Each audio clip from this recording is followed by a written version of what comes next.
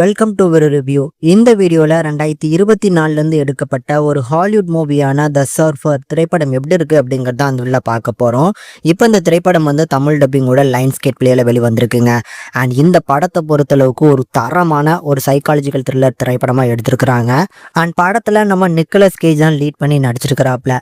அவருக்கு இந்த படத்தில் ஒரு பையன் இருக்கிறான். அந்த பையனோட அவர் பிறந்த ஊரில் பார்த்தீங்கன்னா பீச் ஓரமாக ஒரு வீட்டை வாங்கி அங்கே அவரோட மீதி வாழ்க்கையை வாழணும் அப்படிங்கிற மாதிரி வந்திருக்கிறாப்புல.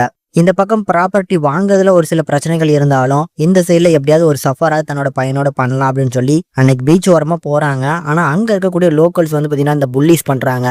இது எங்களுக்கான ஏரியா, இங்கே பார்த்தீங்கன்னா வெளியூர்லேருந்து வந்தவங்க பண்ண முடியாது, சஃபர் பண்ண முடியாது அப்படிங்கிற மாதிரி சண்டை வருது.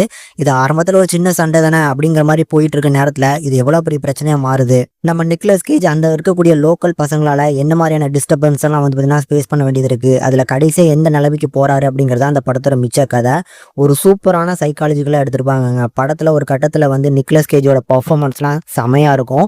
ஏன்னா பித்து பிடிச்ச மாதிரி அலைய வச்சுருவாங்க. அவங்க பண்ணக்கூடிய விஷயங்கள்லாம் அந்தளவுக்கு இருக்கும். ஸோ அப்படி அவங்க பண்ணக்கூடிய ஒவ்வொரு விஷயங்கள்லையும் நிக்கலஸ் கேஜோட அந்த நிலைமையை அவரோட பர்ஃபார்மன்ஸில் சூப்பராகவே கொண்டு வந்து ப்ரெசென்ட் பண்ணியிருப்பாங்க. இதை தாண்டி அங்கே இருக்கக்கூடிய லோக்கல் பசங்க இருக்காங்க பார்த்தீங்களா, அவங்களோட கேரக்டர்ஸுமே நல்லா இருந்துச்சு.